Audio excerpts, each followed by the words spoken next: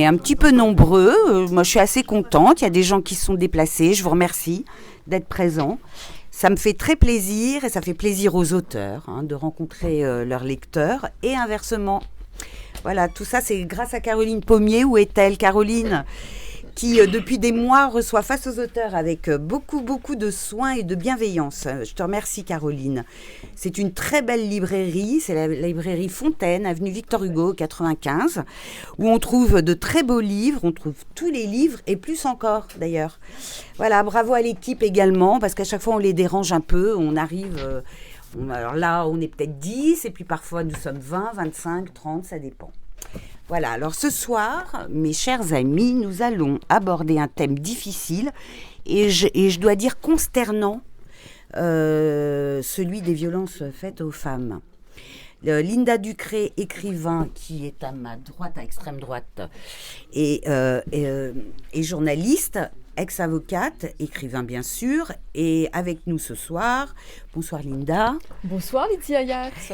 Tu m'as fait parvenir ton roman qui s'intitule Femmes piégées aux éditions Auteurs du Monde, dont nous allons parler avec une autre intervenante qui est le docteur Gabriel Arena, psychiatre des hôpitaux et spécialiste des agresseurs sexuels. C'est bien ça ?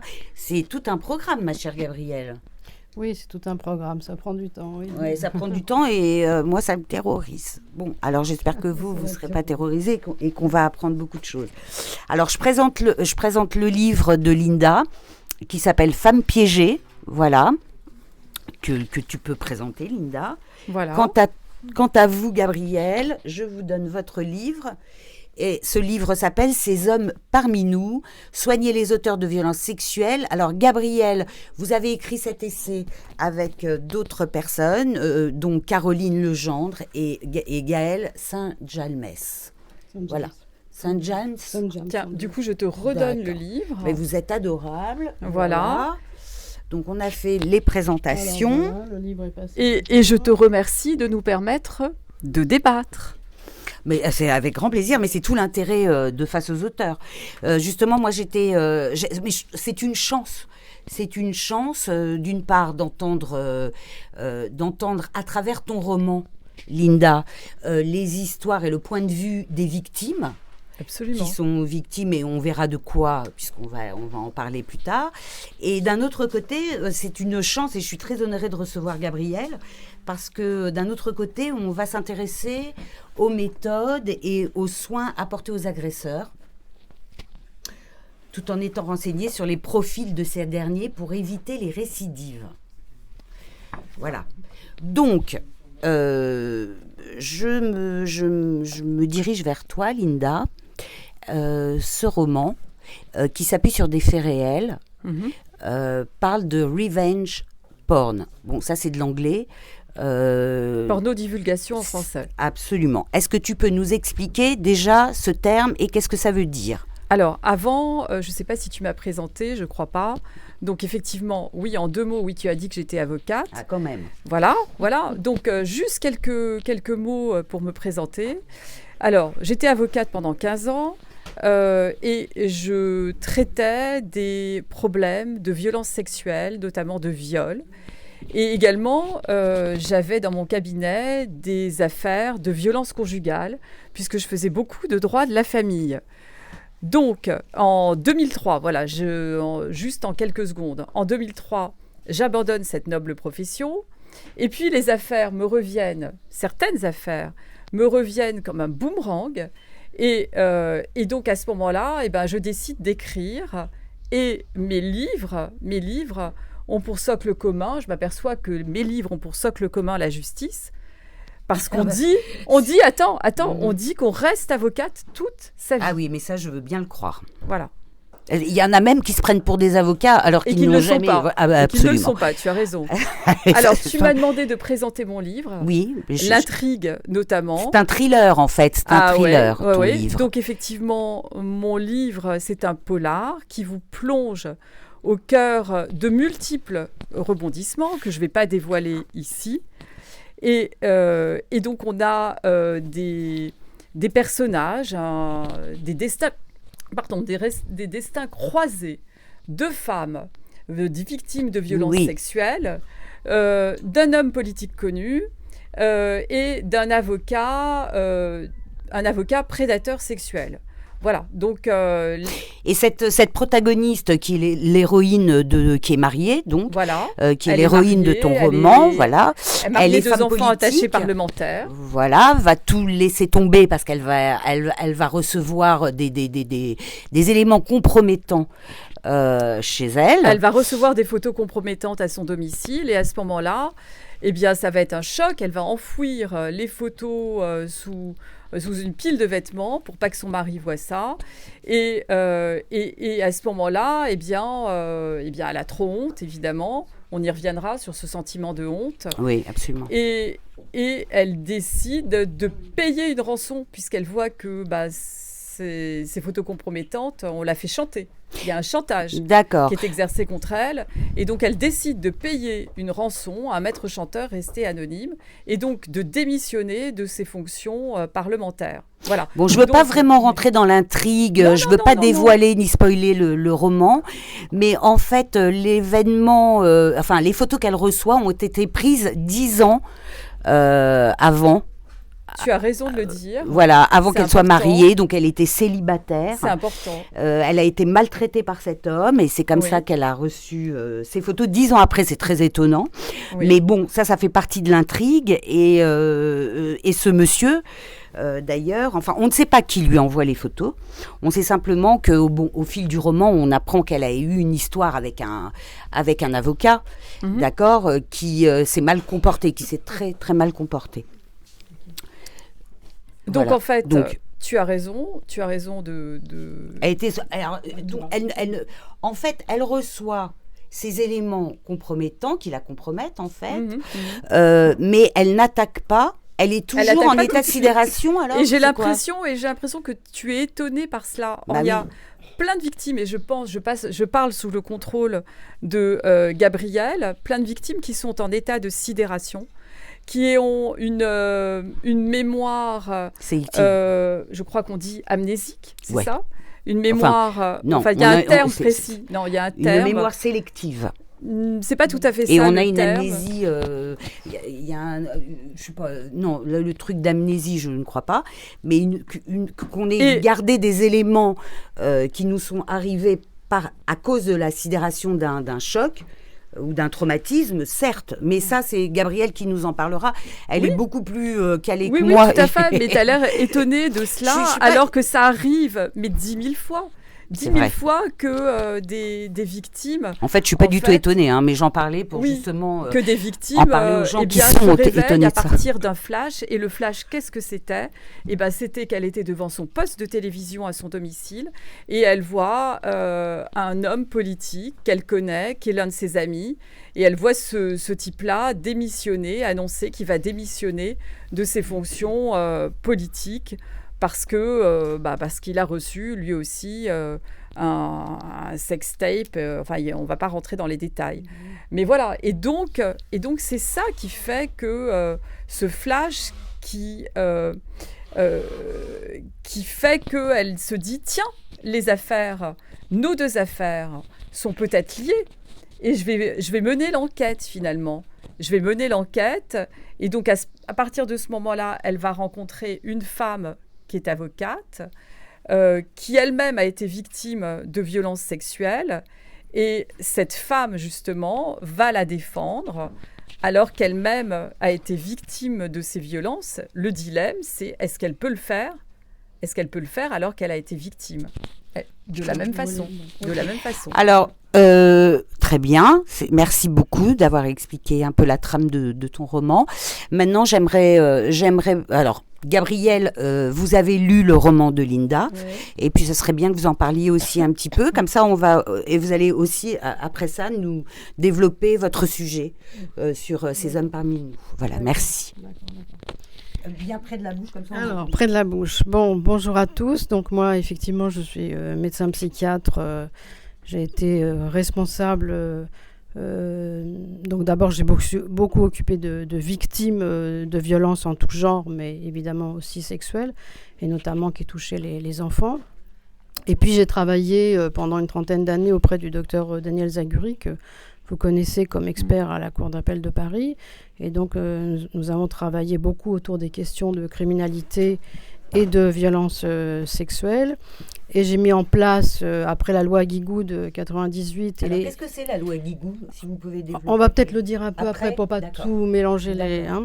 En tous les cas, après les lois qui nous ont obligés, on va dire de manière courte, à nous occuper des agresseurs sexuels, eh bien, j'ai mis en place donc un centre ressources pour intervenants auprès d'agresseurs sexuels et une consultation spécifique pour ces agresseurs. Mais on en parlera après. Par rapport à votre roman, moi j'ai beaucoup aimé parce que ça se lit effectivement de manière, je vous félicite parce que ça se lit de manière Merci, très... j'ai beaucoup aimé également votre livre, on va pas se renvoyer des compliments, mais j'ai adoré. Non, je le dis sincèrement. Moi aussi. Je veux dire c'est très fluide, ça se lit comme un polar, donc il faut pas tout dévoiler parce qu'il faut qu'on leur en laisse pour qu'ils aient envie de découvrir. Alors effectivement, il y a cette histoire de revenge porn qui est au centre du livre. Et ce qui m'a frappé, ce qui est intéressant, c'est que c'est tellement, tout d'un coup, cette violence sexuelle, qui est une violence d'aujourd'hui, qui est due aux nouvelles technologies, aux réseaux sociaux, enfin à toute cette technologie qui nous permet de nous exprimer comme ça, qui fait que des photos, que certains d'entre nous, beaucoup d'entre nous, se prennent en photo, prennent des moments intimes en photo, et dans un moment d'égarement amoureux, de complicité, d'échange, envoie ces photos à l'âme sœur, voilà, et du coup, sans penser qu'un jour, on n'est pas toujours amoureux, ça ne dure pas, tout le monde le sait, hein. Et un jour, ça se transforme en vinaigre, et quand ça se transforme en vinaigre, ces photos peuvent avoir évidemment un autre sens si elles sont divulguées. Mais ce qui m'a paru... Alors donc ça, c'est déjà... Votre livre pose une question qui est vraiment très d'aujourd'hui, c'est-à-dire ces nouvelles technologies qui nous permettent ce genre d'acte qui est d'une violence inouïe, hein, quand on reçoit des photos de son intimité comme ça, voilà, parce que non seulement ça nous touche, mais ça touche nos proches, ça touche notre carrière, hein, puisque dans votre livre, ça touche aussi... notre famille, enfin ça nous met KO sur Absolument. Un plan professionnel. Oui. Donc je veux dire, je trouve que c'est très bien d'avoir mis ça au centre d'un questionnement d'aujourd'hui sur justement cette société exhibitionniste et à la fois voyeuriste et tout d'un coup, on a l'impression que dans votre livre, cette violence-là est encore plus forte même que le viol. Vous voyez ce que je veux dire? Que le viol physique. Voilà, comme si elle anéantissait. Je ne sais pas si vous l'avez fait sciemment. Voilà, si vous l'avez fait sciemment. Morale, mais absolument. En tous les cas, c'est ce qui ressort. Ce que je voulais avoir votre avis là-dessus. Oui, c'est effectivement. Il y a les violences sexuelles qui comportent deux parties, violences physiques, et puis les violences morales qui sont des bleus à l'âme. Voilà, oui. Et qui sont quelquefois pires, ou qui peuvent être pires. Qui semblent parce pires. Que, aussi destructives. Parce que aussi destructeurs, effectivement. Parce que on s'en débarrasse jamais. Oui. C'est comme le sparadrap qui vous colle, quoi, qui vous colle à la peau. Alors c'est vrai que les photos sur Internet, c'est à tout jamais. Voilà, hein. c'est à tout jamais. Oui. C'est à tout jamais. Oui. Et donc là, c'est le cas, le revenge porn. C'est ça qui m'a intéressée dans le livre. Tous ces personnages sont pris dans les mailles du filet de ce revenge porn. Oui, c'est vrai que c'est à tout jamais. Numérique, alors c'est à tout jamais. Et ce qu'il y a d'intéressant, c'est que on voit que même ça peut, au-delà même de la malveillance d'un ancien amoureux et conduit, ça peut aller jusqu'à des groupes mafieux qui pourraient prendre possession, mafieux, je tends au sens large, hein, je veux dire délinquants, qui pourraient prendre en charge ces photos et vous faire chanter, je veux dire. Et en allant plus loin, je me disais qu'avec l'intelligence artificielle, on pourrait tout à fait créer demain avec nos photos des images soi-disant intimes de nous et les balancer comme ça à travers... Donc je trouve que votre livre pose bien toutes ces questions. Je trouve ça tout à fait intéressant. Alors effectivement, je n'ai pas parlé de l'intelligence artificielle. Non, c'est moi qui... Mais voilà, mais ce revenge porn est assez affolant. Oui. C'est assez affolant de voir que ça peut être divulgué... dans le monde entier, finalement. c'est dans un le monde viol de entier. masse. Oui. Voilà. Oui, oui, oui. Et ça peut être divulgué dans le monde entier. Et c'est... ça rejoint pas mal d'autres délinquances, une délinquance très forte qui est la pédopornographie. Parce que la pédopornographie, qu'est-ce que c'est ? C'est le visionnage d'enfants qui sont violentés et que les pédophiles se repassent en film et en boucle. Donc on est toujours dans cette histoire de voir. Il n'y a pas de consommation directe, hein, mais c'est des enfants réels qui sont des enfants filmés au bout du monde, violentés en Indonésie ou dans d'autres paradis du Pacifique. Donc moi, en tous les cas, ça m'a fait penser à cette importance vraiment de la chose vue, hein, de la chose vue, de la chose perverse vue. Hein. Oui, bien sûr. De cette perversion qui est visible. Donc toi, Linda, tu as... oui, alors donc... je vous redonne la main. Gabrielle, moi je vous interrogeais aussi sur votre travail, c'est-à-dire sur vos méthodes, vos protocoles peut-être, je ne sais pas. Est-ce que... Je n'ai pas lu votre livre, Linda l'a lu. Moi je sais que votre livre s'appuie sur des cas cliniques, donc sur des cas très concrets.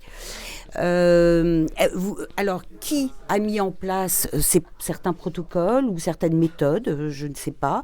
Je voulais aussi vous interroger sur, parce que je ne suis pas très au courant et que ça peut intéresser les auditeurs, sur ce qu'on appelle la camisole chimique. Est-ce que ça a un rapport ? Voilà, et je voulais savoir dans quelle mesure elle était applicable à certains profils, pas à d'autres. Voilà. D'accord, bon, c'est une vaste question. Oui.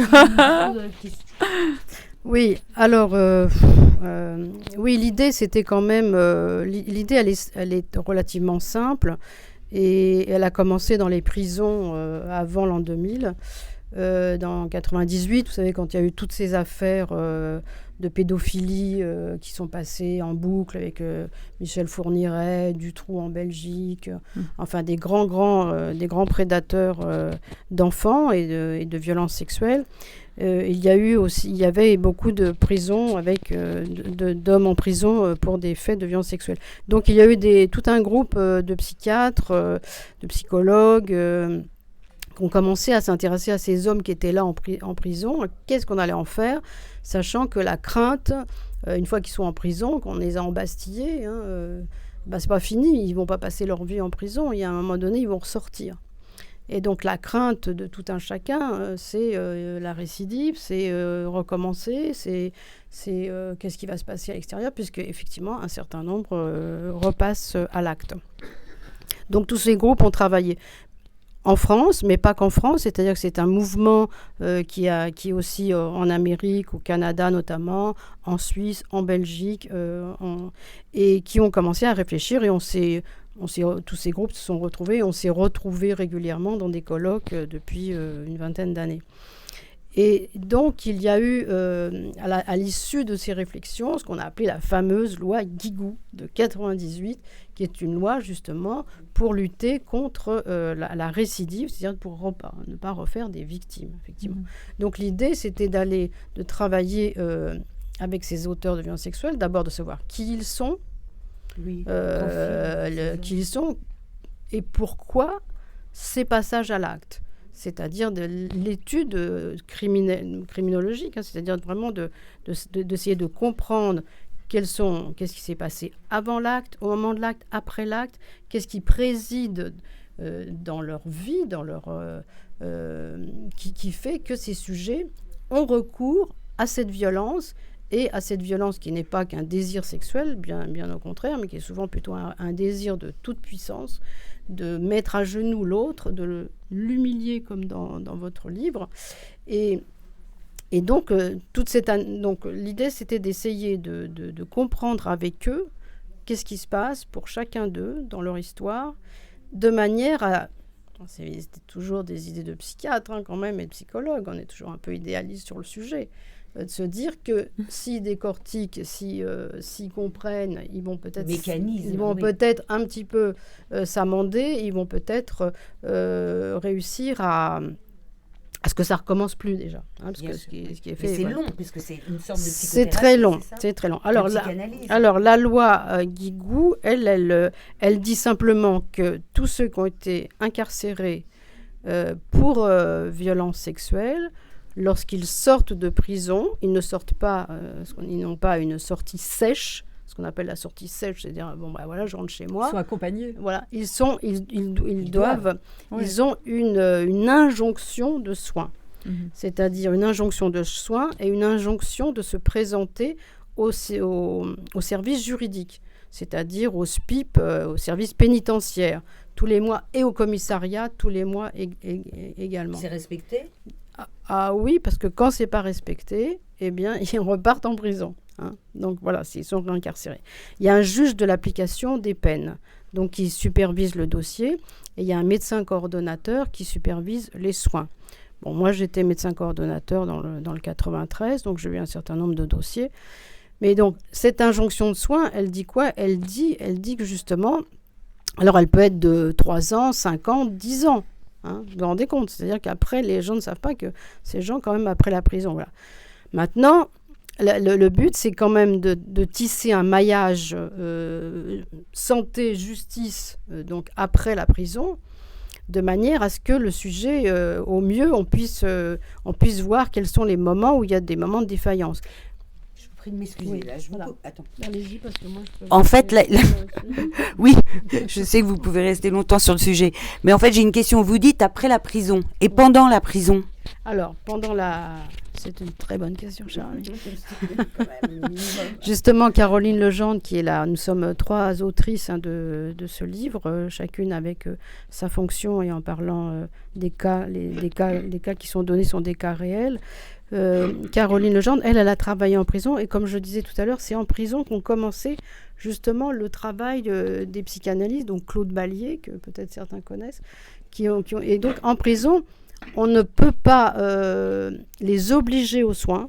Ouais. On ne peut pas. Pourquoi ? Parce qu'ils sont déjà obligés d'être là. Donc on peut pas dans le droit français. On peut pas. On peut pas obliger 2 fois quelqu'un. Ah oui. Voilà, c'est dans le droit français. Mais la première fois, ils sont pas obligés, ils sont incarcérés. Ils sont incarcérés, mais voilà. C'est Mais justifié. Enfin, je veux dire, ils ont fait quelque ils chose. sont incités aux soins, le mot est celui-là, ils sont incités aux soins. Croyez-moi que beaucoup essaient quand même d'aller aux soins parce qu'ils ont des remises de peine aussi quand ils sont... Ils sont quand même incités quand ils sont en prison. Voilà, ils sont incités et il y a du bon travail qui se fait avec ceux qui le veulent. Donc, il y a des groupes, il y a des psychothérapies individuelles, il y a de l'art-thérapie. Mhm. Oui, on avait parlé de ça, l'art-thérapie. Voilà, il y a Oui, beaucoup de choses. l'art-thérapie, c'est important, Voilà. bien sûr. C'est plutôt donc, mais de toute façon, si une personne ne veut pas, elle ne veut pas. On Hein, ne peut c'est- pas la voilà. contraindre. Voilà. Mais si elle est très violente, par exemple, qu'elle a eu pas mal d'années de prison par rapport à ses actes, etc. Est-ce que c'est ça ma question sur la camisole chimique? Parce qu'en fait, je voulais savoir dans quel cas, qu'est-ce que c'était exactement et dans quel cas on pouvait l'appliquer. Alors bon, on dit plus camisole chimique, Oui. hein, parce que ça Oui, fait ça. un peu. Moi, j'ai retenu ça. Oui. Ça fait un peu, voilà. Moi, je suis pas psychiatre. Non, voilà. Mais bon, alors maintenant, on me dit... C'était autant jadis. C'était autant jadis des camisoles. Mais on dit maintenant traitement par hormonothérapie, si vous C'est voulez. ça. Voilà. Mhm. C'est-à-dire que c'est pas une castration non plus. Mhm. La castration oui. chirurgicale est interdite en France, hein, quand même, je vous Non, rappelle. ça, heureusement. Voilà, il y a quand même on est quand même dans un pays de droit, donc il y a Mhm. quelques droits, y compris même quand on a fait des choses qui sont pas géniales. Alors, c'est un traitement, donc c'est une hormonothérapie, c'est un traitement médicamenteux qui, dans le cas des hommes, c'est donc qui se prend par la bouche ou par une injection, et qui a pour but de faire baisser essentiellement, je vous résume, hein, je ne vais pas vous faire un cours dessus, mais qui a pour but de faire baisser la testostérone. Hein. La testostérone, c'est l'hormone qui favorise un certain nombre C'est comme les gars qui partaient à l'armée, quoi, avec le saumur, là, ou je sais pas quoi. Le bromure. Le bromure, là. Oui. Le bromure. Je me rappelle plus. Alors, le bromure, oui, mais ça a été effectivement efficace parce que ces messieurs qui partaient longtemps loin de leur fiancé avaient des pensées un peu difficiles. Donc, voilà. Mais là, c'est quand même beaucoup plus, entre guillemets, mutilant parce que la testostérone quand même intervient dans la production des spermatozoïdes, intervient pour la tonicité musculaire, intervient dans beaucoup de choses sur le plan de l'équilibre masculin. Donc c'est pas anodin du tout comme médicament, ça demande une surveillance importante, notamment au niveau osseux, parce que ça déminéralise les os. Donc on peut pas mettre ça et puis le sujet s'en va. Voilà. C'est essentiellement avec son accord. Par contre, on ne peut pas. On peut l'obliger aux soins psychologiques, mais on ne peut pas l'obliger à ingérer ce médicament et à suivre ce traitement. Voilà. C'est essentiellement donné quand on a quelqu'un qui vraiment vous dit « je suis débordée, je ne pense qu'à ça dans ma tête, j'ai des fantasmes de viol d'enfants ». En fait, c'est le dernier recours. C'est vraiment quand on a quelqu'un qui dit « là, je vais y aller, je vais passer à l'acte ». Et donc, c'est plutôt un dernier recours parce que le problème de l'hormonothérapie, c'est que au bout de 18 mois, 2 ans, il va falloir l'arrêter parce que ça fait des dégâts physiques, sur le plan physique. J'ai une petite question. Donc, tout à l'heure, vous avez évoqué les affaires dont tout le monde a entendu parler, Fourniret, Dutroux. Ouais. Mais dans votre livre, vous indiquez que finalement, ce sont des profils de monsieur tout le monde, d'hommes tout à fait respectables et de toutes les professions. Donc, voilà. Donc, tous les milieux sociaux. Et tous les milieux sociaux. Finalement, c'est ça qui... j'allais dire... Alors, c'est quoi la pierre angulaire ? Enfin, justement, puisque ça vient de différents milieux sociaux, etc. Tous les profils, finalement. Les profils. En fait, est-ce que vous pouvez les classer par catégorie ? Oui. Ah, ça c'est intéressant. Alors, je voudrais juste faire une remarque préalable, c'est-à-dire que lorsqu'on parle d'aider, soigner les auteurs de violences sexuelles, faut pas croire qu'on est des savants et que tout patata, ça va guérir, tout va se passer très bien. Des profils comme Fourniret, Dutroux, il n'y en a pas des tonnes. Dutroux, il y en a, heureusement. Oui, heureusement. Il y en a pas ce sont quand même des hommes exceptionnels dans leur violence. Et ceux-là, on les prendra pas en soin. Hein. C'est évident qu'ils vont purger des peines à perpétuité et on les prendra sûrement pas en soin. Bon, alors pour les autres, ce sont des hommes comme tout le monde. Oui, les gens découvrent. Alors vous avez vu qu'avec le procès récent, Mazan, on a découvert que c'était Monsieur Tout le Monde. Des hommes respectables. Ça, on le savait depuis longtemps. En apparence, respectable en apparence. Et c'est vrai que dans l'imaginaire collectif, ce qui vient en tête lorsqu'on parle de viol ou sur une femme ou sur un enfant, c'est le gars qui va dans un parking vous violer ou son enfant à qui on dit tu sais tu rentres bien de l'école, tu n'acceptes pas de bonbons du monsieur, etc. Et on a cette image-là de prédateur extérieur qu'on ne connaît pas, assoiffé de sexualité et de sang et de mais tout ça ce peut être son voisin de palier. Mais dans les 3/4 dans une grande majorité des cas, alors vous m'avez demandé une classification, il y a deux sortes il y a déjà une grande classification, c'est qu'il y a des auteurs de violences sexuelles intrafamiliaux. Dans intrafamiliaux, c'est évidemment tous les hommes de la famille. Sont souvent les plus nombreux. Hein. Ah oui, les plus nombreux. Donc intrafamiliaux, mais ça va être le petit cousin, ça peut être aussi le parrain qui vient de temps en temps, ça va être... c'est pas juste papa-maman, c'est une famille élargie. Quand je dis intrafamiliaux ou connus de l'enfant, c'est-à-dire le voisin, l'instituteur, le moniteur... le prêtre, le gars qui va l'emmener en colonie de vacances. Donc c'est des gens connus intrafamiliaux et dans la sphère de la femme ou de l'enfant. Et puis il y a les non connus. Ce sont ceux du reste qui font peur au départ les non connus, qui sont plutôt plus opportunistes. Et qui sont beaucoup, beaucoup moins nombreux et qui vont s'attaquer, mais qui vont avoir un profil, c'est-à-dire que parmi ceux-là, il va y avoir, par exemple, je cite un qui avait violé une femme en la suivant à chaque fois en sortant du métro. Il avait un type de femme, il la suivait, il allait jusqu'à sa porte d'entrée, hein, ça se passait à Paris, jusqu'à sa porte d'entrée, et puis là, quand elle poussait la porte, il a poussé avec elle. Et il la bâillonnait, elle se retrouvait dans un coin et il lui demandait il la violait ou il lui demandait, il la tenait par les cheveux, etc. Jusqu'à ce que si quelqu'un arrivait, il lâchait tout, il partait. Mais il faisait toujours ce même scénario. Donc ça, ce sont les extras familiaux, hein, qui sont quand même beaucoup moins nombreux. Alors généralement, ils ont, je dirais pour eux, un profil de la personne qui l'agresse. Parce que dans les agresseurs sexuels, il y a aussi une autre classification. Il y a ceux qui s'intéressent aux femmes, quelques-uns qui s'intéressent aux hommes. Et oui, il y a des hommes violés aussi. Hein. Et puis, il y a ceux qui s'intéressent aux enfants. Et ce n'est pas du tout les mêmes personnes. C'est-à-dire ceux qui agressent des enfants n'agressent pas les femmes, trouvent ça dégoûtant. Et ceux qui agressent les femmes, là, on ne touche pas aux enfants. Vous voyez, ils ont aussi de la morale. Hein, donc, voilà. Donc, c'est très... vous voyez, c'est... Est-ce que voilà. toutes ces catégories ont en commun un traumatisme de l'enfance comment ça s'explique? Alors, comment ça s'explique, je ne sais pas. Hein, j'ai pas de... Voilà, je le dis tout de suite. Comment ça c'est ce qu'on retrouve chez ces personnes, c'est qu'effectivement, un certain nombre, à peu près un tiers d'entre eux, ont eux-mêmes subi une violence sexuelle dans l'enfance. Mais c'est pas la majorité. Hein. Donc, des gens qui subissent une violence sexuelle ne sont pas obligatoirement agresseurs sexuels. Hein.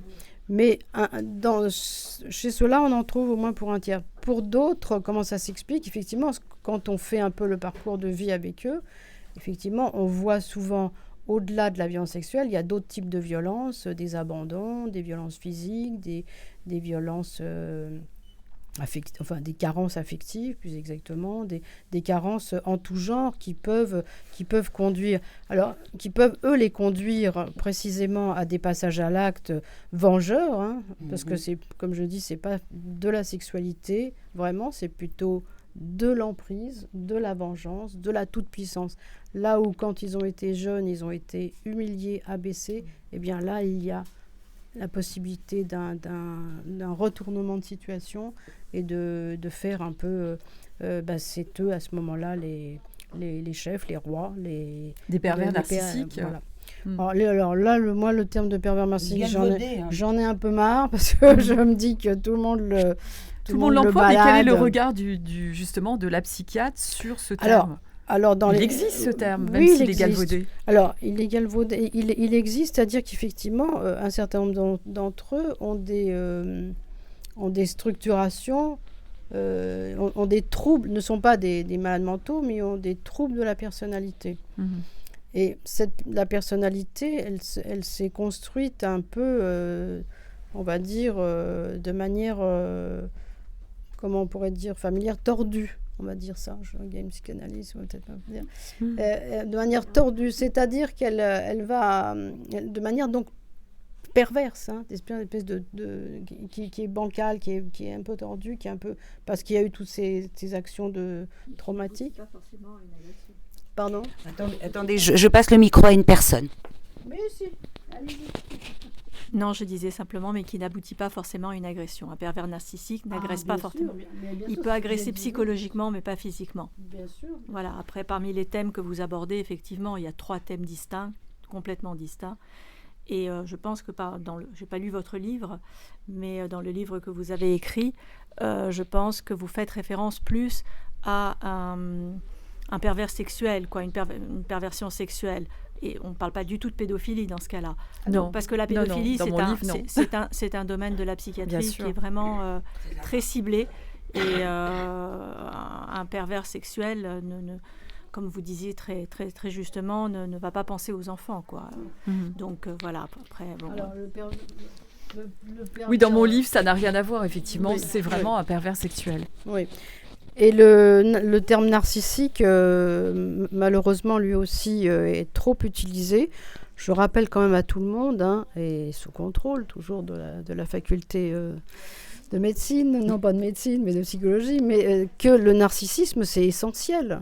C'est essentiel dans notre formation, c'est-à-dire que c'est un stade du développement, stade du miroir décrit par Lacan, mais c'est un stade du développement absolument fondamental, où il y a une conscience de soi conscience voilà, de sa personnalité, de qui on est, et qui est absolument nécessaire. Maintenant, il ne faut pas y rester, hein. Il ne faut pas y rester fixé, parce que si on y reste fixé sur son image, sa belle image, voilà. Sauf que, vous voyez, on est quand même dans un monde d'aujourd'hui où le narcissisme, il est au zénith. Hein, à commencer par les selfies que tout le monde se fait, c'est-à-dire on va pas voir la Joconde, mais on va se voir avec la Joconde à côté, la Tour Eiffel, c'est pareil. Donc il y a un narcissisme quand même très très très très fort. Et donc là, les pervers narcissiques, c'est qu'effectivement il n'y a pas d'altérité, c'est-à-dire il n'y a que eux, leur toute puissance, et il n'y a pas, l'autre n'existe pas en tant qu'autre, ce que vous décrivez quand vous parlez de votre avocat. Il est dans la domination. C'est ce qu'elle pense, elle, son consentement. Mais bien sûr qu'elle est consentante, puisque lui, c'est lui qui pense ça. Donc, bien sûr, hein, bien il y a sûr. toujours ce renouvel. Alors, dans mon livre, juste quelques secondes là-dessus, effectivement, il y a ce pervers narcissique qui est l'avocat.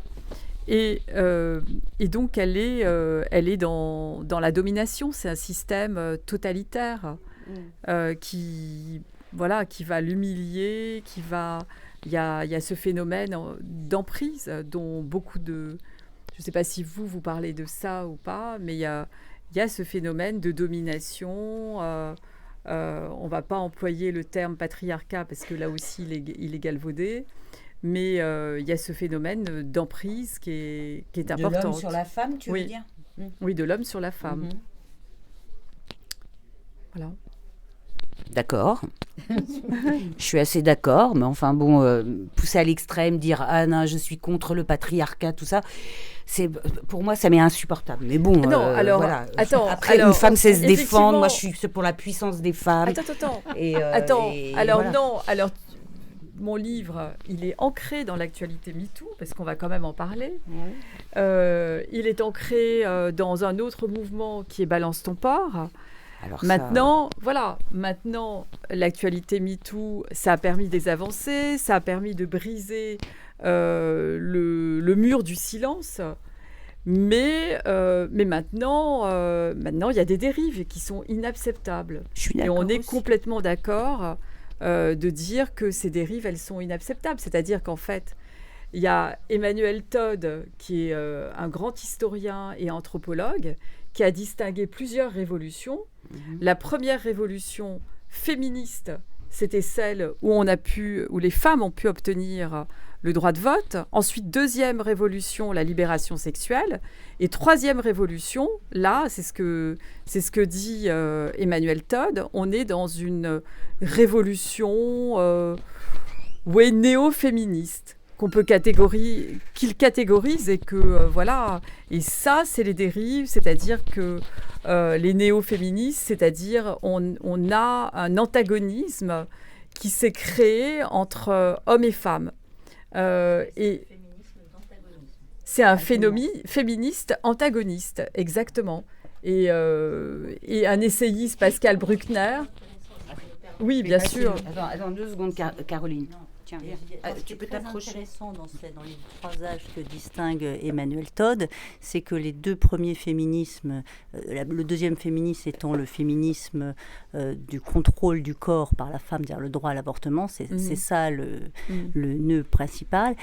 Et que ces 2 féminismes, le vote et l'avortement, a bénéficié à toutes les femmes, tandis que le féminisme d'antagonisme ne bénéficierait qu'à une petite catégorie politisée et non pas à toutes les femmes, et en particulier serait très négatif pour les femmes très populaires qui ont besoin de faire couple pour pouvoir supporter l'existence, et d'où dans les familles pauvres le monoparental, l'aspect monoparental. Donc voilà, donc c'est un féminisme pour lui qu'il analyse comme très négatif socialement. Voilà, c'est ce que je voulais dire. Parce que c'est un point de vue très intéressant. Oui, c'est un point de vue intéressant. Très intéressant. Merci Caroline pour ton intervention. Oui. Et donc, il y a des dérives. C'est quoi les dérives ? Les dérives, c'est c'est plus le tribunal, c'est plus les juridictions. Le procès de ces hommes se fait devant les médias.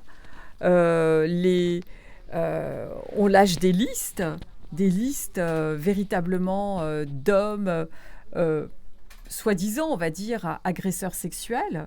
On n'en a pas la preuve, mais on lâche, on donne ces listes d'hommes. Exemple, ce qui s'est passé pendant le Festival de Cannes, où il y avait des listes véritablement d'hommes qui, là je ne suis pas du tout dans l'axe, il y avait des listes d'hommes qui étaient cloués au pilori, et finalement il s'est avéré que ces hommes n'y étaient pour rien. Donc en fait, moi je suis vraiment attachée à la présomption d'innocence, comme beaucoup d'avocats, et on dirait que cette présomption d'innocence, avec ce qui se passe à l'heure actuelle et ces dérives inacceptables, elle est mise à mal. Elle est véritablement mise à mal, et qu'on a un tribunal médiatique. Voilà. Oui, moi je peux que être d'accord pour avoir vu, puisque dans l'histoire de l'injonction de soins, on reçoit aussi, enfin la loi nous le demande, les magistrats nous demandent de recevoir les personnes avant leur procès. C'est-à-dire quand elles sont, en fait, avant leur procès, on les met en obligation de soins, d'aller voir le psychiatre ou le psychologue, alors même qu'elles n'ont pas été jugées, et que donc, en droit français, elles sont présumées innocentes. Donc je vous assure que c'est assez difficile de travailler avec des gens qui vont être devant vous, qui vont vous dire, qui pour un certain nombre, effectivement, ne sont pas forcément coupables. Donc c'est assez compliqué de travailler l'idée que vous êtes ici parce que vous êtes agresseur sexuel. Et donc voilà, donc il y a des moments difficiles, il y a des moments difficiles aussi pour les psychiatres, et d'autant plus que c'est vraiment pas quelque chose qu'on apprend à la faculté, et qu'il faut vraiment faire une formation, il faut s'y intéresser pour pouvoir s'occuper de ces sujets, parce que sinon on est comme tout le monde, ce sont des sujets qui vous rebutent au départ. Personne n'a envie de rencontrer un agresseur sexuel et de l'aider. On le fait vraiment dans la perspective que, en travaillant avec ce monsieur, eh bien, on va pouvoir éviter peut-être qu'il y ait un autre drame qui se passe. Alors justement, le pourcentage de réussite par rapport à ces méthodes sont élevés. Comment ça se passe? On n'en sait rien. On n'en sait rien. Mais vous avez exercé quand même. Je vais vous dire pourquoi on n'en sait rien. Parce qu'il faudrait faire des études longitudinales assez importantes. C'est-à-dire que moi, je peux très bien avoir suivi quelqu'un pendant 5 ans, de 2005 à 2010, et puis je ne le vois plus. Et puis ce monsieur va récidiver qu'en 2025. Voyez. Donc comment voulez-vous ils vont pas récidiver? Il y a que ceux qui récidivent dans les 3 mois ou les 6 mois. Mais effectivement, il y a eu des cas où ça n'a pas fonctionné, et c'est arrivé. Je pense que l'affaire Pénin, ça doit dire des choses à beaucoup de monde. Cette histoire d'affaire Pénin qui a récidivé quasiment tout de suite après sa sortie de prison. Pourtant il était suivi, alors là il n'y avait pas assez de suivi parce qu'il venait juste de sortir, mais si vous voulez, pour qu'on sache vraiment, alors moi je sais qu'en exerçant j'en ai eu qu'on récidivait, bien sûr, 2-3, mais voilà, sur une consultation de 100 personnes, c'était 2-3. Donc pour vous, en fait, il y a une marge... Alors, c'est-à-dire que les agresseurs sexuels intrafamiliaux, ils récidivent très très peu. C'est ceux qui sont, si vous voulez, un père de famille,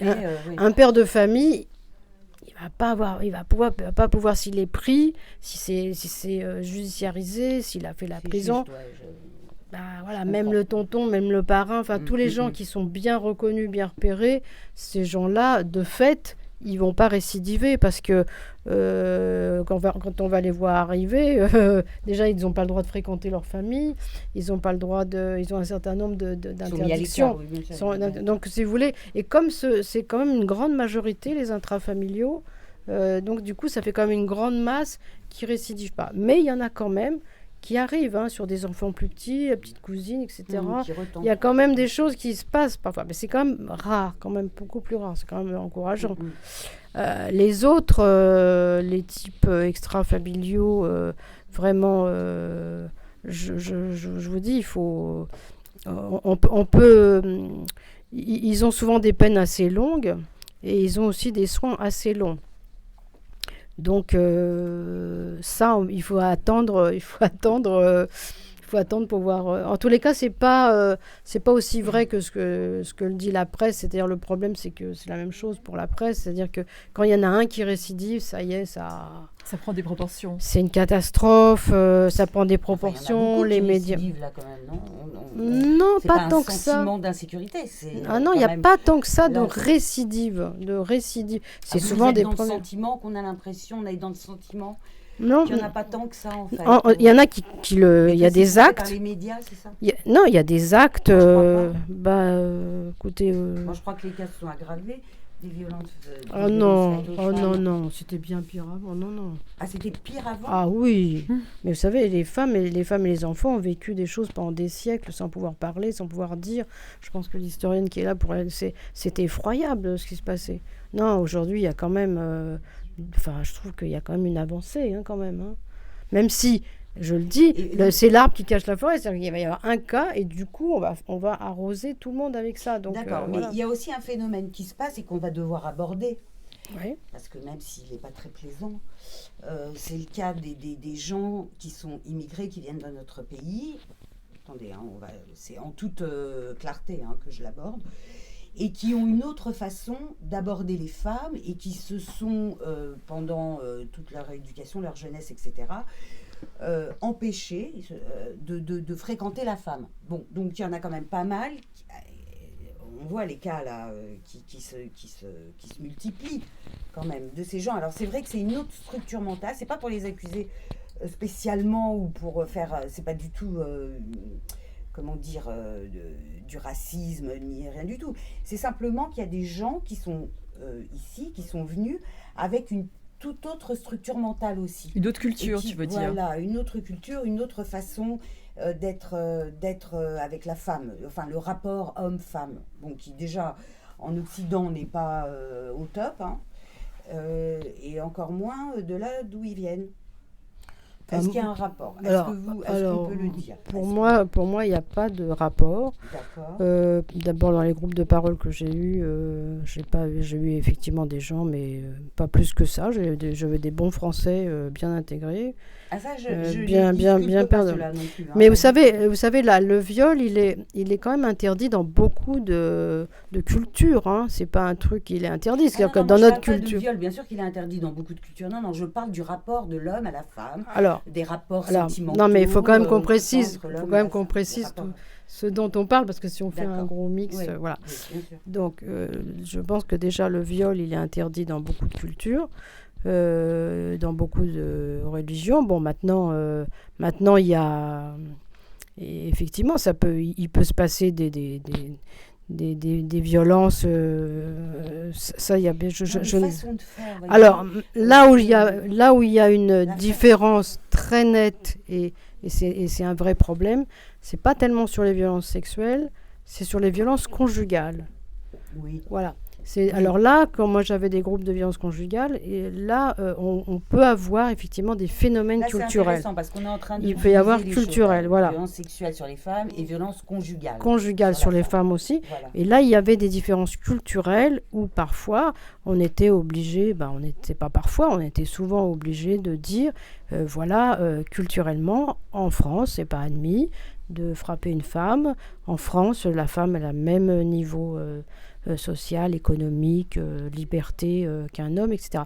Là, il y avait une part effectivement éducative aussi à faire pour empêcher que ça se reproduise. De même on retrouve la même chose avec les enfants, puisque vous savez que un certain nombre de filles sont notamment d'origine africaine, des enfants à la puberté sont excisés. Donc il fallait aussi, il y a tout un travail pour expliquer que non. Et c'est très dur parce que leur culture, elle est là. Ils y croient et c'est leur culture.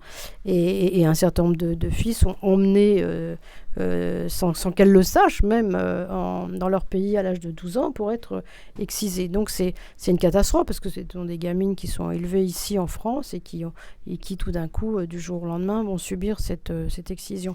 Et donc il y a à la Maison des Femmes à Saint-Denis, ils travaillent beaucoup ces questions.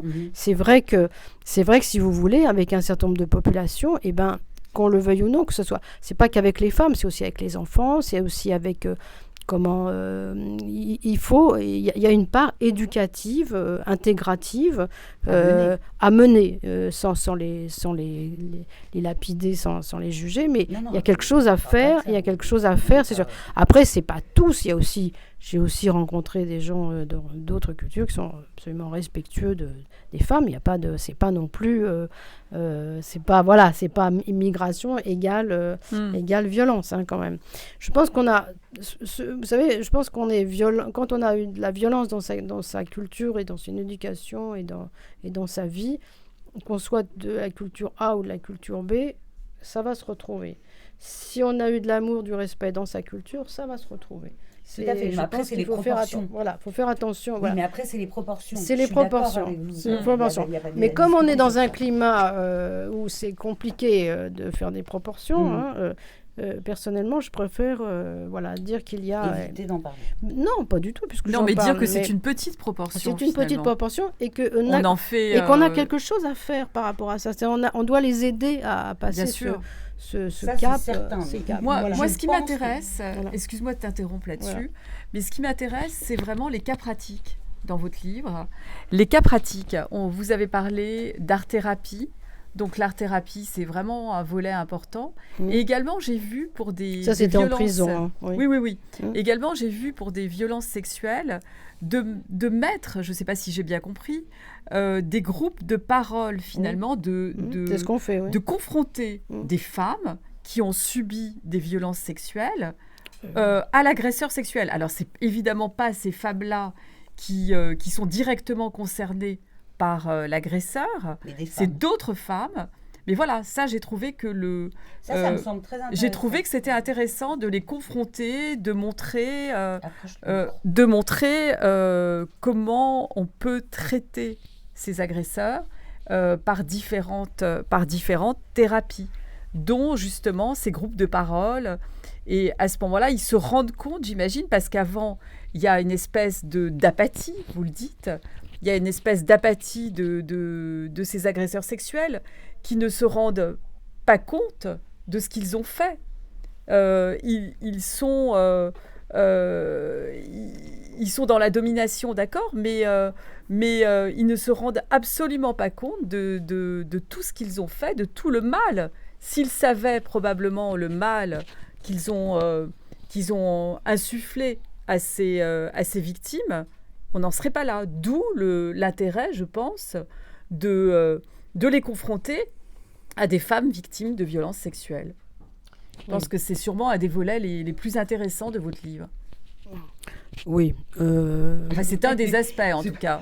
C'est peut-être pas le plus intéressant, mais enfin... Non, mais en tout cas, moi c'est le plus intéressant pour vous. C'est plus intéressant pour moi, peut-être. Alors, effectivement, on travaille d'abord pour répondre en plus à votre question tout à l'heure, que je n'avais pas fini de répondre, mais effectivement, avec les auteurs de violences sexuelles, on essaie de ne pas travailler en tête-à-tête, en individuel. Parce que là, ils vous captent. D'abord, on tourne en rond. Ils vous disent qu'ils n'ont rien fait. Que tout ça, c'est elle qui a voulu, mais elle a dit que non, etc. Donc on recommence le procès, le machin.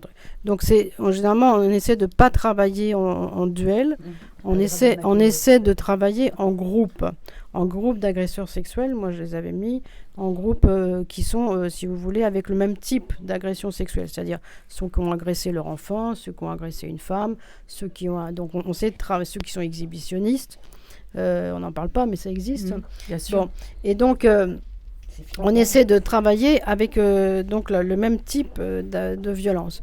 Et pourquoi ? Parce que le but, c'est, comme je disais tout à l'heure, on va travailler autour du passage à l'acte, mais on va travailler autour de la victime, parce qu'ils ont véritablement ils n'ont absolument pas conscience de ce que vit l'autre en général, et la victime en particulier. Donc l'altérité leur fait défaut la plupart du temps, et donc on va vraiment travailler autour de ça. Et il existe, alors c'est pas tout le temps, il y a des expériences qui ont été faites, effectivement, d'autres groupes à d'autres moments. Déjà travaillons sur l'idée qu'est-ce que c'est que la victime. Alors moi par exemple, je faisais écrire au bout d'un moment, pas tout de suite, mais au bout d'un moment je leur demandais d'écrire la lettre à la victime. Qu'est-ce que vous diriez aujourd'hui ? Et c'était des fois consternant. parce qu'il y en avait qui continuaient à dire « Oh là là, regarde comment je souffre aujourd'hui, je t'ai fait tout ça, mais regarde comment moi je souffre, j'ai fait la prison, j'ai fait... » C'est-à-dire que on voyait bien où ils en étaient, de leur altérité, de leur impossibilité de s'identifier à l'autre, à ce qu'elle avait vécu et à la souffrance qu'elle avait eue. Donc, il y a eu ça. Et puis, en allant plus loin, on peut aussi...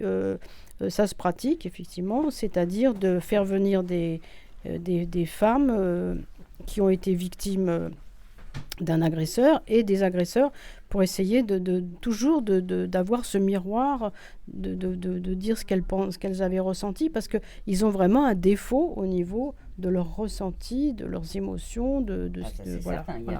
Voilà. Chose qui a pété. T'as bien résumé la chose, oui, Lydie. en fait, parfois, tu sais, bien, les choses se résument très facilement. Voilà, donc je vous remercie infiniment pour cette discussion qui pourrait durer des heures et des heures et des heures. Passionnant.